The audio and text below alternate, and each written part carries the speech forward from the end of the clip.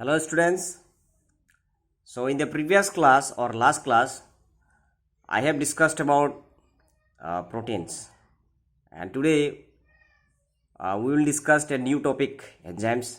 It is also a biomolecules.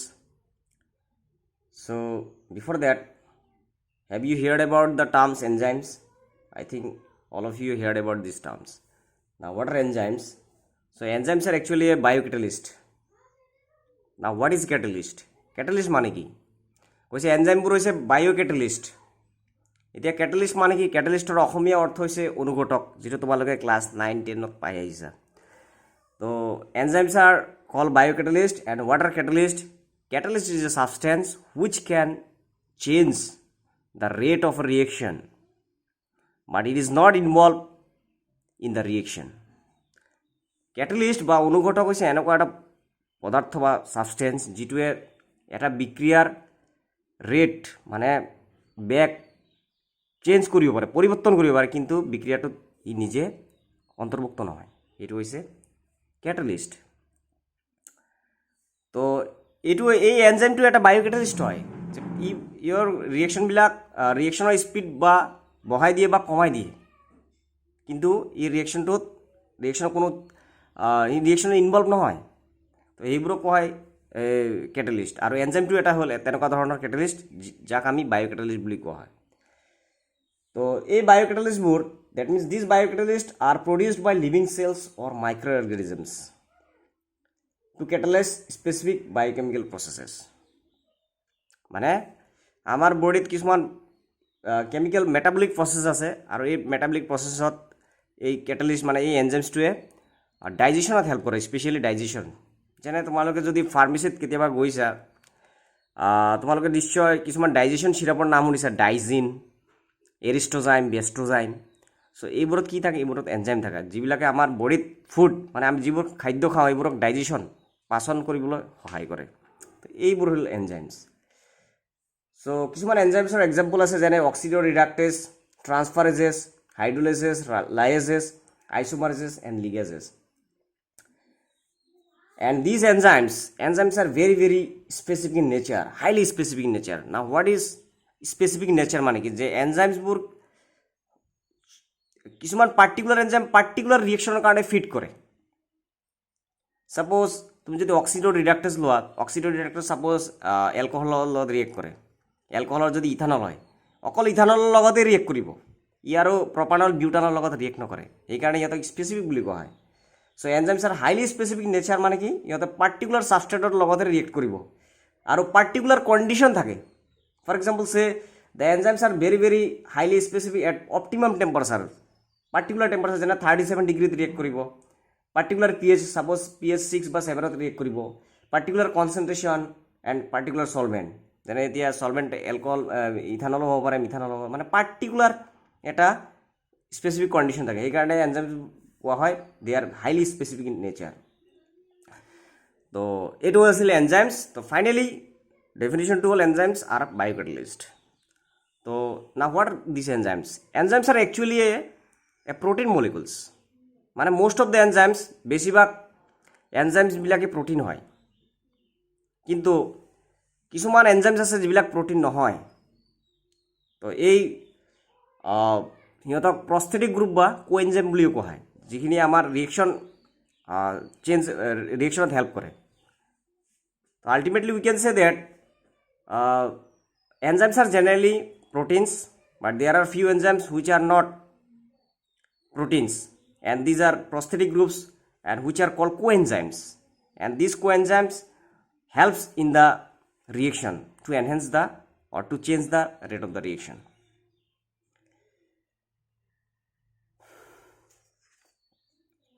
For example, hydrolysis of maltose by maltase enzyme. Suppose এই maltose এইটো এটা organic component হয়, যেটো আমি কাৰ্বোহাইড্ৰেট বুলি কোৱা হয়, আমি আগতে পাইছোঁ। তো মাল্টোজৰ কাৰণে একমাত্ৰ মাল্টেজে এনজাইমটো দিব লাগিব। তুমি ইয়াৰ লগত বেলেগ অক্সিডো ৰিডাক্টেজ দিলে নহ'ব, কাৰণ because they are very very specific in nature. So' in this case maltase is a enzyme and which is a biocatalyst. এই মাল্টেজটোৱে এই মাল্টোজৰ পৰা গ্লুক'জ প্ৰডিউচ কৰাত হেল্প কৰে। দ্যাট মিনছ মাল্টছৰ পৰা গ্লুক'জ কেনেকৈ প্ৰডিউচ কৰিছে, এই মাল্টেছ বোলা এনজাইমটোৱে ইয়াৰ rate of the reaction change কৰিছে, মানে বঢ়াই দিছে। সিমিলাৰলি আৰু এটা এনজাইম আছে অক্সিডোডিডাক্টেজ, ইয়াৰো পাৰ্টিকুলাৰ ছাবষ্ট্ৰেটৰ লগত ৰিয়েক্ট কৰে। Then mechanism of enzyme action, এই যে এনজাইমবিলাকে আমাৰ ৰিয়েকশ্যনবিলাক কেনেকৈ কৰে। চ' মই ফাৰ্ষ্ট ইয়াৰত অৰ্গেনিক চেপ্টাৰত পঢ়াইছিলোঁ যে ৱাটাৰ ৰিয়েজেণ্ট, ৱাটাৰ ছাবষ্ট্ৰেট। ছাবষ্ট্ৰেট মানে কি জেনেৰেলি ৰিয়েক্টেণ্টবিলাক, আৰু ৰিয়েজেণ্টবিলাক মানে কি ৰিয়েজেণ্টবিলাকেও এক ধৰণৰ ৰিয়েক্টেডে, কিন্তু সিহঁতৰ ৰিয়েজেণ্ট যেনে potassium permanganate, it is an oxidising reagent. আৰু যদি এতিয়া মিথানলৰ লগত ৰিয়েক্ট কৰে, মিথানলটো হ'ব এটা ছাবষ্ট্ৰেট। তো ইয়াতেও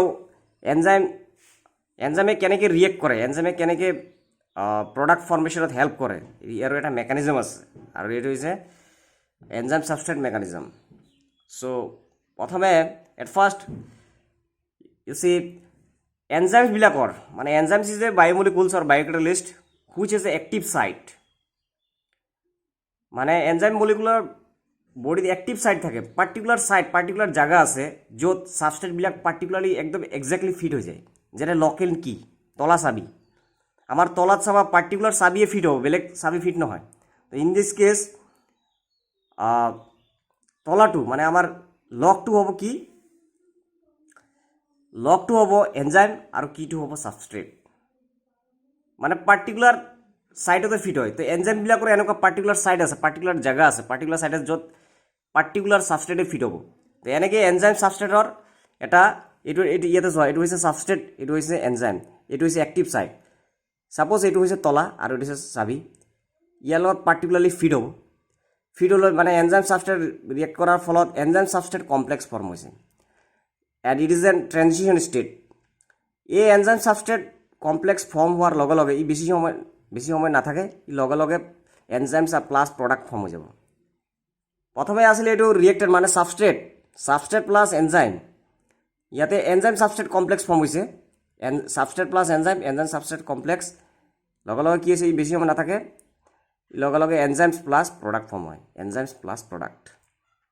দেন এই এনজাইমটো আকৌ বেলেগ ৰিয়েকশ্যন কৰাটো হেল্প কৰে, মানে ছেইম নতুন এটা আকৌ ছাবষ্ট্ৰেটৰ লগত তেনেকৈ ৰিয়েক্ট কৰাত হেল্প কৰে। মানে কি হৈছে আল্টিমেটলি এই এনজাইমটোৰ ৰেট অফ দ্য ৰিয়েকশ্যন বঢ়াইছে, ৰিয়েকশ্যনৰ ৰেট চেঞ্জ কৰিছে, কিন্তু ই তাৰ নিজৰ কোনো চেঞ্জ হোৱা নাই। এইটো হৈছে এটা কেটালিষ্ট, সেইকাৰণে enzymes call biocatalyst. So' these are the mechanism of enzyme action. So' next discuss কৰিম আমি vitamins. So vitamins is also very very important biomolecules. As we know,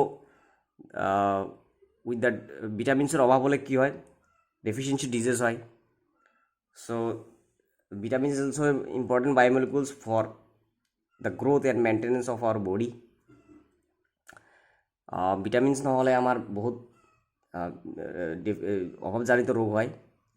চ' কিছুমান ভিটামিনছ আমাৰ বডিত নিজে নিজে প্ৰডিউচড হয়, যেনে vitamin B, H, D and K. আৰু কিছুমান বডি যিখিনি প্ৰডিউচ নহয় সেইখিনি আমি ছাপ্লাই কৰিব লাগিব থ্ৰু দ্য ডাইট, খাদ্য বা পুষ্টিৰ সহায়ত। চ' এইটো হৈছে vitamins. That means vitamins are complex organic molecules which can not be produced by the body and must be supplied in small amounts in dietary to carry our essential metabolic reactions which are required for normal growth and maintenance of the body. So these are the definitions of vitamins. Next I am discussing classification of vitamins. So vitamins are classified on the basis of solubility. So there are two types, fat soluble vitamins and water soluble vitamins. So at first we will discuss about the water soluble vitamins. Now water soluble vitamins, that means the vitamins which are only soluble in water are called water soluble vitamins. For example, vitamin B1, B2, B6, B12 and vitamin C.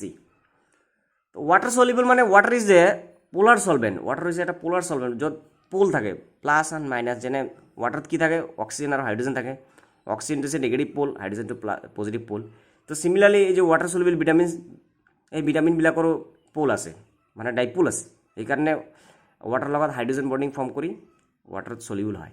সেইকাৰণে vitamin B1, B2, B6, B12 and vitamin C এইবিলাকৰো polar in nature, so' that they are dissolve in water. So' এইখিনি হৈছে water soluble vitamins. That means the vitamins which are soluble in water are called water soluble vitamins.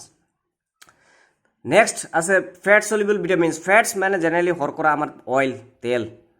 So the vitamins which only dissolve in the fats or oils are called fat soluble vitamins, and these are stored in liver, adipose tissues. For example, vitamin A, D, E and K পরীক্ষা দিব পারে যে water soluble ভিটামিনের কিছুমান example দিয়া আর fat soluble ভিটামিনসের example দিয়া। তো ভিটামিন ফ্যাট সলিবল ভিটামিনসের example A, D, E and K আছে। আচ্ছা, এটা ভেরি ভেরি ইম্পর্টেন্ট টার্মস আছে যে এনেকুৱা এটা ভিটামিনৰ নাম কোৱা যিটো ওয়াটাৰ সলিবল নহয়, ফ্যাট সলিবল নহয়। এৰ পৰীক্ষাত কেইবাবাৰো আহিছে। ভিটামিন এইচ, যার কেমিক্যাল নাম হৈছে বায়োটিন। এটা সব ভিটামিন এইচ, ইয়ার কেমিক্যাল নাম biotin. It is an exception, মানে it is not neither water soluble nor fat soluble. এটু ওয়াটার সলিবল নহয়, ফ্যাট সলিবল নহয়। And this vitamins vitamin H কেইবাবাৰো পৰীক্ষাত সুধিছিল। আচ্ছা,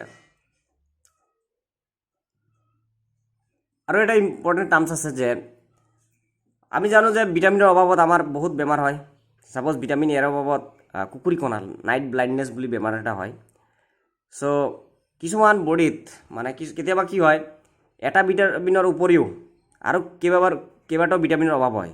মানে that means deficiency of more than one vitamin in the body causes a vitaminosis. মানে এটা ভিটামিনতকৈ যদি বেছি ভিটামিনৰ অভাৱ হয় তেনেহ'লে টাৰ্মছটো কয় এ ভিটামিনোচিছ। while excess intake of vitamins A and D may cause hypervitaminosis. যদি আকৌ বেছি যদি ভিটামিন হৈ যায়, ফৰ এক্সাম্পল যদি বডিত এক্সেছ ভিটামিন হৈ যায়, ভিটামিন এ আৰু ডি যদি বেছি হৈ যায় তেনেহ'লে তাক হাইপাৰ ভিটামিনোচিছ বুলি কয়। তোমালোকে নিশ্চয় গম পাইছা যে যদি এটা ভিটামিনতকৈ বেছি ভিটামিনৰ অভাৱ হয় তেনেহ'লে এ ভিটামিনোচিছ কোৱা হয়, আৰু যদি ভিটামিন এক্সেছ হৈ যায়, এটাতকৈ বেছি হৈ যায় তেনেহ'লে হাইপাৰ ভিটামিনোচিছ বুলি কোৱা হয়। Very very important terms. So' generally আমাৰ ডেইলি লাইফত ডেইলি অলপ অলপ ভিটামিনছ লাগেই। Generally for the growing children, যেনে আমাৰ 10-12 বছৰীয়া ল'ৰা ছোৱালীৰ কাৰণে ভিটামিনছ ডেইলি অলপ বেছি পৰিমাণে লাগে, কাৰণ সিহঁতে গ্ৰ'য়িংটো বৃদ্ধিটো সোনকালে হয়। যেনে এডাল্টবিলাকৰ, যেনে তোমালোকৰ এতিয়া ইমান ভিটামিনৰ দৰকাৰ নহয়, কাৰণ তোমালোকে পূৰা ষ্টেবল অৱস্থাত আছা। চ' তোমালোকৰ লাগে অলপ হ'লে হৈ যায়। আৰু যিবিলাক প্ৰেগনেণ্ট উইমেন সিহঁতৰ ভিটামিনছৰ বেছি জৰুৰী হয়, আৰু বুঢ়া মানুহবিলাকৰ। চ' এইবিলাক হৈছে মানে কাৰ কোনটো ষ্টেজত কেনেকুৱা ভিটামিনৰ প্ৰয়োজন হয়। জেনেৰেলি স্মল মানে চিলড্ৰেন আৰু বুঢ়া মানুহৰ ভিটামিনটো এতিয়া বেছি জৰুৰী হয়। আচ্ছা, এতিয়া নেক্সট ডিছকাছ কৰিম যে এই যে ভিটামিনছবিলাকৰ চ'ৰ্চ, কেমিকেল নেম আৰু ডেফিচিয়েঞ্চি ডিজিজ, আৰু এইবিলাকৰ পৰাই পৰীক্ষাত বেছি আহে। সাপোজ প্রথম হচ্ছে name of vitamin A. Vitamin এর কেমিক্যাল নেম রেটিনল, এটু ইয়াতে দিয়া নাই। ইয়ার কেমিক্যাল নাম হচ্ছে রেটিনল। আর এটু ক'ত পোৱা যায়? What is the সোৰ্সেস?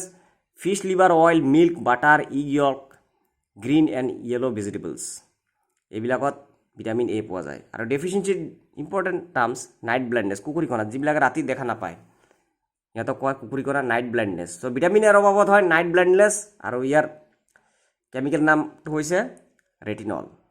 সিমিলাৰলি vitamin B1, ইয়াৰ কেমিক্যাল নাম হৈছে থায়ামিন, আৰু ইয়াৰ সোৰ্স কি? Yeast, milk, green vegetables, cereals, fruits, egg ইয়ল্ক।